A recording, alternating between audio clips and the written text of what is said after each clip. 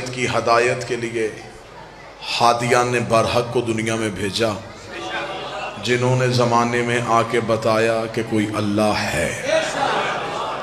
حضرت آدم سے لے کے حضرت خاتم النبیین تک یہ نبیوں کا سلسلہ زمانے میں ہدایت کا تسلسل بن کے اور اللہ کا رستہ دکھانے کے لیے زمانے میں آیا۔ انہوں نے زمانے میں آ کے بتایا کہ کوئی ایک طاقت ہے جو نظر نہیں آتی۔ اس سے پہلے لوگوں کے ذہن میں یہ شعور تھا کہ جو چیز نظر آئے وہی ہوتی ہے۔ پہلی بار ان نبیوں نے بتایا کہ طاقت نہ بھی نظر آئے تو وہ ہوتی ہے۔ اگر اللہ نہ بھی نظر آئے تو وہ اللہ ہے۔ سب سے پہلے انہوں نے زمانے میں آ کے انبیاء نے بتایا کہ اللہ ہے۔ آج پوری دنیا میں جہاں جہاں کوئی مسلمان رہتا ہے وہ گواہی دیتا ہے کہ اشہد ان لا الہ الا اللہ، میں گواہی دیتا ہوں کہ اللہ ہے، جبکہ اس نے دیکھا نہیں لیکن وہ کہتا ہے۔ جب اس نے دیکھا ہی نہیں تو پھر گواہی کس بات کی؟ اس نے کہا جی میں نے گواہی اس لیے دی ہے کہ انہوں نے کہا ہے کہ ہے۔ اس کا مطلب کہ 14 کی ہے کو اللہ کہتے ہیں۔ جو بول سکے وہ زحمت فرمائے۔ آل محمد کی ہے کو اللہ کہتے ہیں۔ انہوں نے کہا ہے تو پھر پوری دنیا نے کہا ہے کہ وہ ہے۔ انہوں نے منوایا ہے کہ اللہ ہے۔ انہوں نے سارے زمانے کو بتایا کہ کوئی طاقت ہے جسے اللہ کہتے ہیں۔ اب یہاں میں اگلی سطر پڑھوں گا اور موضوع کھل کے سامنے آ جائے گا۔ آدم سے لے کے عیسیٰ تک نبیوں نے سنا تھا کہ اللہ ہے، اور پھر عیسیٰ سے لے کے آج تک کے مسلمانوں نے سنا ہے کہ اللہ ہے۔ 14 نے سنا نہیں، انہوں نے دیکھا ہے کہ اللہ ہے۔ انہوں نے سن کے نہیں، انہوں نے دیکھا ہے کہ اللہ ہے۔ جو ہاتھ نہیں اٹھا، کتاب کا حوالہ دے دیتا ہوں، مذہب شیعہ کی سب سے معتبر کتاب ہے۔ کتاب کا نام اصول کافی ہے۔ 200-400 سال پہلے کی لکھی کتاب نہیں، 1200 سال ہو گئے اس کتاب کو لکھے ہوئے۔ غیبت صغرا کے دور میں بابا تنویر شاہ جی یہ کتاب لکھی گئی تھی۔ اس میں آج بھی روایت موجود ہے کہ کوفے کے منبر پہ اسبغ یمانی نے اٹھ کے علی سے پوچھا تھا حل رأیت ربک، جس رب کی عبادت کر رہا ہے اسے کبھی دیکھا ہے؟ علی فرمایا جاہل خاموش ہو کے بیٹھ جا، میں اسے جھکتا ہی نہیں جسے میں نے دیکھا نہ ہوا۔ سارے مل کے ہاتھ اٹھا کے حیدری،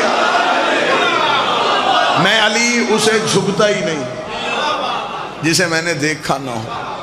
انہوں نے سنا نہیں، انہوں نے دیکھا ہے کہ اللہ ہے۔ حضرت موسیٰ واحد نبی تھا جس نے یہ دعویٰ کیا کہ میں اللہ سے گفتگو کرتا ہوں، اور اللہ نے اس کا لقب بھی کلیم اللہ دے دیا۔ اللہ سے باتیں کرنے والا، اللہ سے گفتگو کرنے والا، لاڈلا نبی تھا، پیار والا نبی تھا۔ خدا نے اس کی قوم کے لیے عرش سے کھانے بھجوائے تھے۔ منو سلوہ موسیٰ کی قوم کے لیے اترا تھا۔ اللہ نے بڑے لاڈ سے رکھا تھا حضرت موسیٰ کو۔ حضرت موسیٰ اللہ سے گفتگو کرتے تھے، اور وہ گفتگو جو ہوتی تھی وہ براہ راست نہیں ہوتی تھی۔ قرآن کہتا ہے کہ موسیٰ ایک شجر کے قریب جاتے تھے اور اس درخت سے اللہ بولتا تھا۔ اب ضروری نہیں ہوتا کہ بندہ 40-45 منٹ گفتگو کو پھیلائے پھر نتیجہ دے۔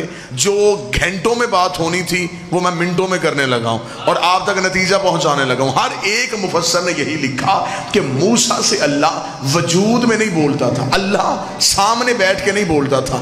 ایک درخت تھا جس سے آواز آتی تھی، موسیٰ کو پتہ چلتا تھا یہ آواز جو ہے یہ اللہ کی ہے، یہ اللہ اس درخت کے ذریعے بول رہا ہے۔ آواز آتی ہے۔ ایک شجر تھا، حل اتاک حدیث موسیٰ، خدا اگر تمہیں یاد نہیں وہ موسیٰ والی بات جب ہم موسیٰ سے شجر میں بولے تھے۔ جتنے بھی قرآن کے مفسر ہیں ان سب نے یہی لکھا اللہ بولتا تھا لیکن بولتا درخت سے تھا۔ اب کسی نے یہ نہیں لکھا کہ وہ درخت کس چیز کا تھا، وہ کیکر کا درخت تھا، وہ بیری کا درخت درخت تھا وہ انار کا درخت تھا، کیونکہ جس درخت سے اللہ بولتا ہے آج تو اس کے پتے کھانا بھی شفا ہے، کہ کیونکہ یہ ہے وہ درخت جس سے اللہ بولا تھا۔ سب نے یہی لکھا کوئی شجر تھا، یہ نہیں بتایا وہ شجر کون سا تھا۔ میری زمانہ طالب علمی سے لے کے میری منبر کے دور تک میں خود حیران اور پریشان رہا کہ وہ کون سا شجر ہے جس سے اللہ بولتا تھا۔ کسی نے بھی نہیں لکھا کہ وہ شجر کس چیز کا تھا۔ جب میں نجف امیر المومنین کے روزے پہ گیا، میں نے علی کی زرری پہ بوسہ دیا، سامنے زیارت کی کتاب اٹھائی، زیارت میں جملہ لکھا تھا السلام علیکہ یا شجرۃ النداء، اے بولنے والے درخت تجھ پہ ہمارا سلام، اے بولنے والے درخت تجھ پہ میرا سلام۔ اب پتا چلا کہ جس درخت میں اللہ بولتا تھا، اچھا اللہ درخت سے بولے تو مولوی کو کوئی اعتراض نہیں، اللہ علی سے بولے فوراً اعتراض۔ وہ السلام علیکہ یا شجرۃ النداء، اے بولنے والے درخت تجھ پہ میرا سلام۔ مجھے نجف میں جا کے پتا چلا درخت سے مراد تو علی ہے، یہ ہے وہ شجر جس سے اللہ بولا تھا، یہ ہے وہ شجر۔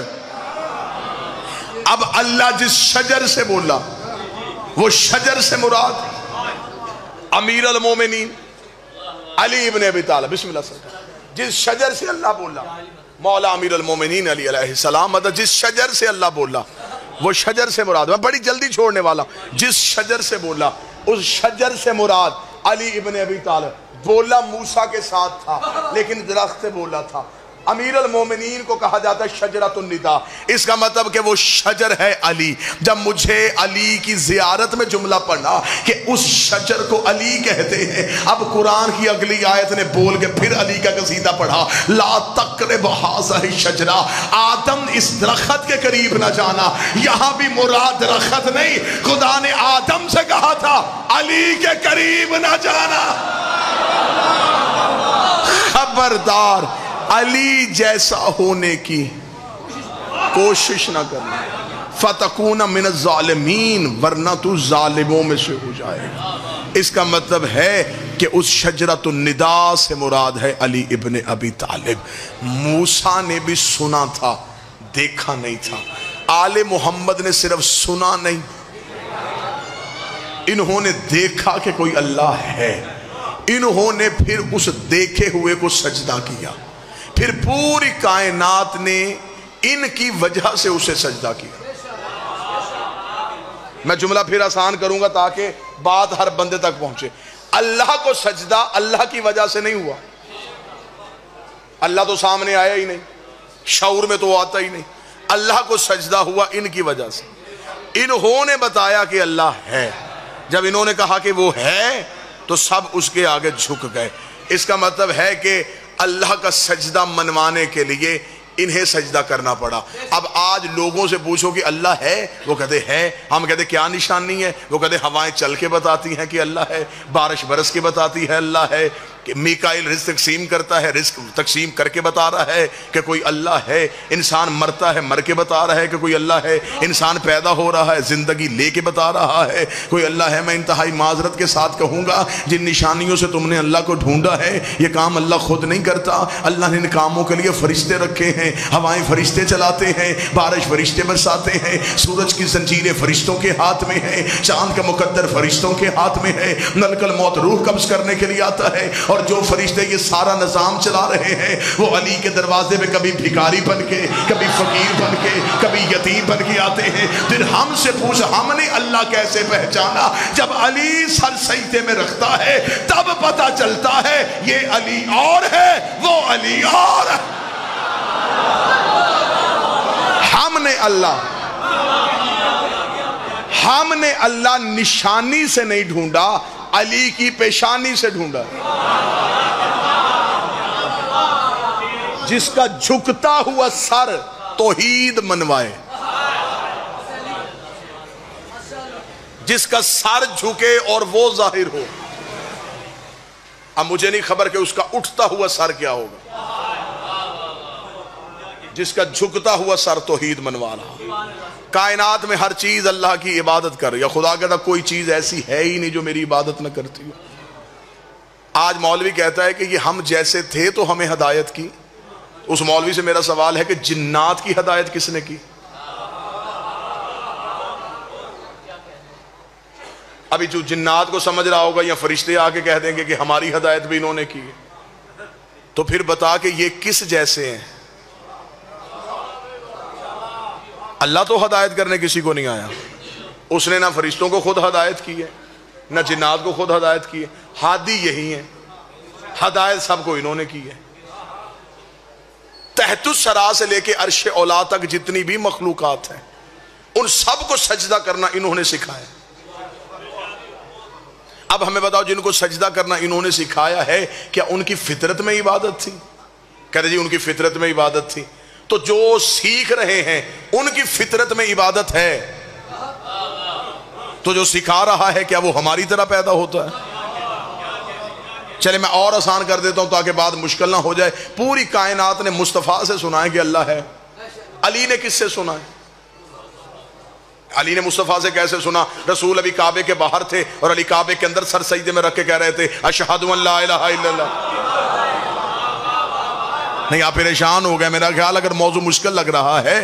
اگر علی نے بھی نبی سے سن کے کہا ہے کہ اللہ ہے تو نبی تو ابھی کعبے کے باہر تھے اور علی کعبے کے اندر کہہ رہے تھے اشہد ان لا الہ الا اللہ. میں گواہی دیتا ہوں کہ وہ ہے. ابھی نبی اندر نہیں ہے اور علی کہہ رہا ہے اشہد ان محمد رسول.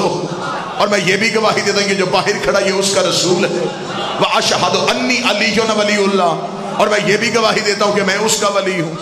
اس کا مطلب ہے کہ علی نے مصطفیٰ سے نہیں سنا, مصطفیٰ نے بھی دیکھا کہ وہ ہے, علی نے بھی دیکھا کہ وہ ہے. اگلی بات اور زیادہ آسان ہو گیا. بعض بھائی جملہ سنیے گا. کتابیں کہتی ہیں کہ مولا امیر المومنین کو بچپن میں رسالت مآب نے اپنے ہاتھوں پہ لیا. علی نے آنکھیں بند کی تھی. اب علی کی آنکھیں بند تھی, اس میں دو وجہ ہیں کہ علی نے دیکھ کے آنکھیں کھولی یا کھول کے نبی کو دیکھا. دو صورتوں میں سے ایک صورت ہے, یا آنکھیں کھول کے نبی کو دیکھا یا دیکھ کے آنکھیں کھولی.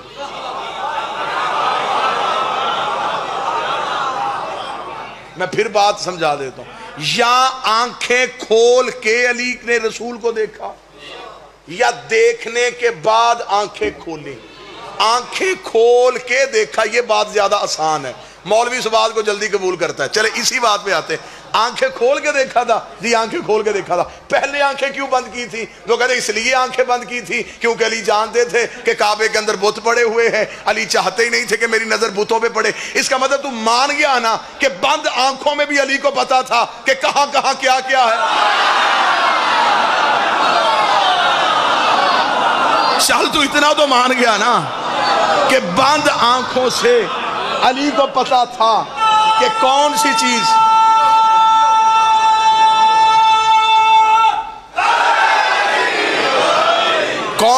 کہاں کہاں ہے. پھر علی کو بند آنکھوں میں پتا چل گیا کہ یہ ہاتھ رسول کے ہیں. بند آنکھوں میں پتا چل گیا کہ یہ چہرہ نبی کا ہے. پھر بند آنکھوں میں پتا چل گیا ہاتھ بھی نبی کے ہیں, چہرہ بھی نبی کا. پھر علی آنکھیں کھول دی. چل تو اتنا تو مان گیا نا کہ علی کو دیکھنے کے لیے آنکھوں کی ضرورت نہیں ہوتی. علی کو دیکھنے کے لیے آنکھوں کی ضرورت نہیں. جب یہ جملہ آیا تو پھر قرآن کی آیت نے اس پہ مہر تصدیق ثبت کر دی. خدا نے کہا لا یدرک الابصار, میں وہ ہوں جسے دیکھنے کے لیے آنکھوں کی ضرورت نہیں. میں وہ ہوں جسے دیکھنے کے لیے آنکھوں کی ضرورت نہیں. دعوے سارے اللہ کے تھے, پورے انہوں نے کیے. وہ صرف دعوے کرتا رہا, پورے انہوں نے کیے. بات بالکل اختتام کے مرحلے پہ آ گئی. آخری جملہ کہہ دیتے لگا ہوں, بات زیادہ آسان کرنے لگا ہوں. اس کے ہاں ارادہ تھا, وجود نہیں تھا. اللہ کے ہاں جسم نہیں ہے, اللہ کے ہاں وجود نہیں ہے, ہاتھ پاؤں یہ نہیں. اس کے ہاں صرف ارادہ تھا.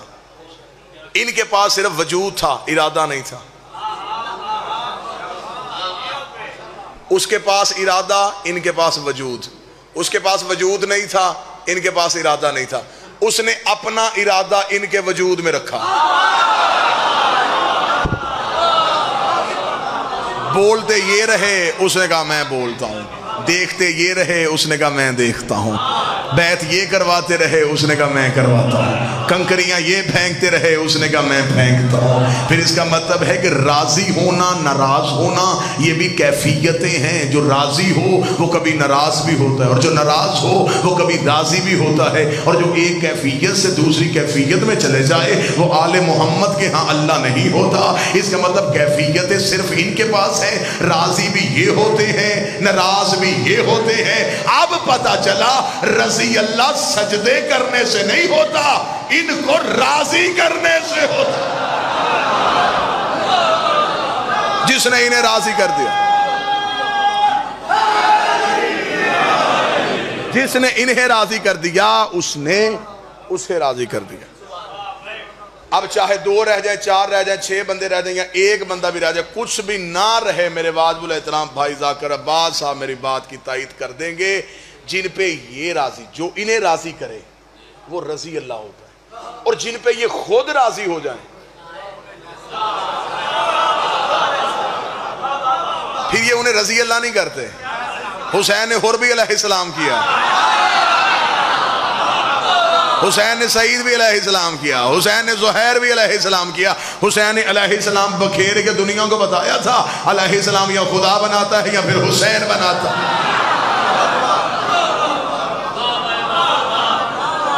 انہوں نے منوایا ہے کہ وہ اللہ ہے۔ بس گفتگو ختم ہو گئی سرکار۔ یہ 1-2 سوالات ہیں قرآنی حروف میں۔ حروف مقطعات کیا ہیں؟ حروف مقطعات وہ راز ہوتے ہیں جو اللہ اور معصوم کے علاوہ کوئی نہیں جانتا۔ اس میں معصومین نے جو احادیث مروی کی ہیں اس میں یہ ہے کہ اس میں ایک ایک حرف کے اندر ایک ایک پوری کہانی ہے۔ الف لام میم سے مراد آل محمد ہیں، الف لام را سے مراد آل رسول ہیں، کاف ہا یا عین صاد یہ امام حسین کی شہادت کی خبر اللہ نے رسول کو دی تھی۔ جب امام حسین ہاتھوں پہ تھے تو اس وقت جو آپ کو سنائی جاتی ہے کہ جناب جبریل نے آ کے کربلا کی خاک دی تھی، تو اس میں ساتھ صرف اتنا ہی جملہ تھا، کاف ہا یا عین صاد۔ کاف کربلا میں ہلاک ہوگا یزید کے ہاتھوں آتش پیاس کے ساتھ، صاد صبر کے ساتھ۔ لہٰذا ہر ایک حرف کے اندر ایک ایک راز ہے جو اللہ نے معصوم کو، یہ خدا معصوم کو، جس طرح جو نوجوان بیٹھے ہیں، جس طرح کچھ علوم ایسے ہیں جس میں کچھ پاس ورڈ ہوتے ہیں، یہ قرآن کے وہ پاس ورڈ ہیں جو سوائے معصوم کے کوئی نہیں جانتا، اور معصوم نے اپنی مرضی سے جنہیں دیے ہیں یہ وہ ہیں۔ یہ خود اسم اعظم نہیں، یہ اسم الہیہ ہیں۔ کوئی یہ ہماری عقیدت کی بہت بڑی چھلانگ ہوتی ہے کہ ہم کہتے ہیں کہ علی کا نام اسم اعظم ہے۔ اسم اعظم سلمان بھی ہے۔ اس میں دلائل کہ میں انبار لگا سکتا ہوں۔ 8ویں بادشاہ کے دربار میں آیا تھا، مامون نے سپاہی بھیجا تھا کہ میں جا رہا ہوں سمندر کے سفر کے لیے، تو مجھے کوئی نہ کوئی دیوار لکھوا کے دیں۔ تو دروازے پہ 8ویں امام کا ماشکی کھڑا تھا معروف کرخی، تو اس نے مامون کے سپاہی نے آ کے کہا کہ مجھے مامون نے بھیجا، تو اس نے کہا کہ امام رضا سے کہے کوئی دعا لکھ کے دیں، اگر میں سفر میں جاؤں کوئی رستے میں مصیبت آئے تو میں دعا پڑھوں۔ معروف کرخی نے ایک کاغذ پہ دعا لکھی، اس کے ہاتھ میں دے دی، اس نے جا کے مامون کو دے دی، مامون نے سامان میں رکھ لی۔ جب سمندر میں گیا، سمندر میں بالکل وسط میں کشتی پہنچی تھی، وہ جہاز پہنچا تو ارد گرد سے طوفان آ گیا۔ جب کشتی نے ہچکولے لینے شروع کیے، اس نے جلدی سے جیب سے وہ دعا نکالی، دعا نکال کے پڑھنی شروع لکھی۔ اس میں لکھا تھا اللہم نجا ھذا السفینہ بحق معروف کرخی، میرے اللہ میری کشتی کو بچا تجھے معروف کرخی کا واسطہ، میری کشتی کو بچا دے تجھے معروف کرخی کا واسطہ۔ جب مامون نے یہ دعا پڑھی تو اس نے فوراً ہچکولے لیتی ہوئی کشتی میں اپنے غلام کو بلا کے اس نے کہا یہ کس سے لکھوائی تھی؟ ملا تھا امام رضا سے؟ اس نے کہا ملا نہیں، دروازے میں معروف کھڑا تھا، اس سے کہا تھا، وہ لکھوا کے لایا تھا۔ اس نے یوں پکڑا، اس نے دھوکہ کر دیا اس رضا کے غلام نے، اس نے اپنے نام کی دعا لکھ کے بھیج دی۔ اس نے یوں جیسے ہی کاغذ دریا کی لہروں پہ مارا، کاغذ کا مس ہونا تھا، لہروں میں سکوت آ گیا، ڈوبتی ہوئی کشتی واپس آئی، بالکل خیریت کے ساتھ وطن واپس آئے۔ اس نے سپاہیوں سے کہا سب سے پہلے معروف کرخی کو لے کے آؤ۔ معروف کرخی کو لایا گیا، مامون کے چہرے کا رنگ زرد ہو چکی تھی، اس نے کہا قتل بھی کروں گا، سزا بھی دوں گا، تو نے حکومت کے ساتھ دھوکہ کیا ہے، میں نے بھیجا تھا بندہ امام کے پاس، تو نے امام سے ملنے نہیں دیا، دعا بھی اپنی مرضی سے لکھ کے بھیج دی، لیکن مجھے صرف اتنا بتا تو کون سا عمل کرتا ہے، تیرے نام میں اتنا اثر کیسے آ گیا، تیرا نام معجزہ کیسے بن گیا؟ اس نے مسکرا کہا خدا تجھ پہ لعنت کرے، 14 سال ہو گئے ہیں مجھے بطول کے بیٹے کا پانی بھرتے ہوئے، 14 سال میں دن میں کئی بار کہتا معروف ادھر آ، معروف پانی لا، معروف مصلا بچھا، میں دیکھنا چاہتا تھا اتنی بار اس کی زبان سے میرا نام نکلا ہے، اب میرے نام میں اتنا اثر آ گیا ہے کہ میں کسی کی مشکل کشائی کر سکتا۔ معصوم کا فرمان ہے کہ ہمارے جو غلام ہیں ان کے وسیلے سے بھی دعا مانگو تو قبول ہوتی۔ علی انبیاء کا وسیلہ ہے، ہماری حاجات و کمبر بھی سنتا ہے، ہماری مشکلات و سلمان بھی ٹال دیتا ہے۔ علی نبیوں کے وسیلے کا نام ہے، اس میں الہی کو علی کہتے ہیں۔ کاش وقت قریب آئے، دنیا کو شعور آئے اور دنیا معرفت کی دہلیز پہ بیٹھ کے ولایت کی بھیک مانگے، تاکہ ہمیں پتہ چلے کہ علی ولی اللہ کسے کہتے ہیں۔ حاضری ہو گئی، میزبان کی حیثیت سے حاضری تھی، انشاءاللہ 14 ربیع الاول سید تنویر شاہ جی کے ہاں پہاڑیاں والا میں آپ کے سامنے مکمل حاضری ہوگی۔ میرے لیے انتہائی قابل احترام میرے بھائی عباس رضا ممبر پہ تشریف فرما ہیں۔ علی ولی اللہ کو بچاتے بچاتے علی کی بیٹی شام کے بازار میں چلی۔ 2 کی 2 سطریں پڑھوں گا، صدا تو غیر صدا سے معافی مانگ کے قیمت بڑی دینی پڑی ہے۔ لا الہ الا اللہ بچ گیا، علی ولی اللہ کا سارا گھر اجڑ گیا۔ چہلم کا پرسہ ہے، بھائیوں کے پرسے بہنوں کو دیے جاتے ہیں۔ 2 عقیدت کے پرسے دیں اس شام کی شہزادی کو جو پلٹ کے آئی ہے شام سے، کہہ دے نہیں بھاگ کے مدینے۔ آپ ذاکرین سے نوحہ خانوں سے نوحہ سنتے ہیں، میں بڑی جلدی میں نوحے کی 4 سطریں پڑھوں۔ یہ نوحہ شاعر کا لکھا نہیں، یہ لکھا بھی علی کی بیٹی نے، پڑھا بھی علی کی بیٹی نے۔ یہ پڑھا تھا بی بی نے قبر رسول پہ جا کے، اتنا دردناک نوحہ تھا کہ رسول کی قبر کی بنیادیں ہل گئی تھی۔ جب بی بی آئی ہے روضہ رسول کے باہر، علامہ مجلسی نے بہار الانوار کی 4 جلد میں لکھا کہ بی بی نے آ کے قبر رسول کے دروازے پہ ہاتھ رکھا، کافی دیر سسکیاں لے لے کے روتی رہی۔ کافی دیر رونے کے بعد بی بی نے نوحے کی پہلی سطر پڑھی، بی بی رو کہتی نانا نانا، قبر سے نکل کے پہچان میں وہی زینب ہوں۔ بی بی نے دوسری سطر پڑھی، بی بی رو کے کہتی نانا تیری اذان بچ گئی، میرا مؤذن مارا گیا۔ بی بی نے تیسری سطر پڑھی، بی بی رو کے کہتی نانا تیری نماز بچ گئی، میرا نمازی کربلا میں سو گیا۔ جو سید بیٹھے ہو ہاتھ سینے میں مار دینا۔ بی بی نے 4تھی سطر پڑھنے سے پہلے اپنی چادر کے نیچے سے گٹھڑی نکالی، گٹھڑی کھول کے حسین کا تیروں والا کرتا نکالا، کرتا قبر محمد پہ چادر بنا کے ڈالا۔ رو کہتی نانا ایک بار قبر سے نکل کے پہچان، یہ اسی حسین کا کرتا ہے جو تیری زلفیں تھاما کرتا تھا۔ نانا یہ کرتا دیکھ، نانا پھر مجھے بتا کہ ہم نے تیرا دین کیسے بچایا۔ قبر محمد میں زلزلہ آ گیا، آواز آئی زینب کرتا ہٹا لے، زینب کرتا ہٹا لے۔ رو کے کہتی تجھ سے بیٹے کا کرتا برداشت نہیں ہوا، رات آدھی ہونے دے، میں اکیلی تیری قبر پہ آؤں گی، تیری قبر کا چراغ بجھاؤں گی، میں تجھے اپنا لباس دکھاؤں، تو پھر مجھے بتانا۔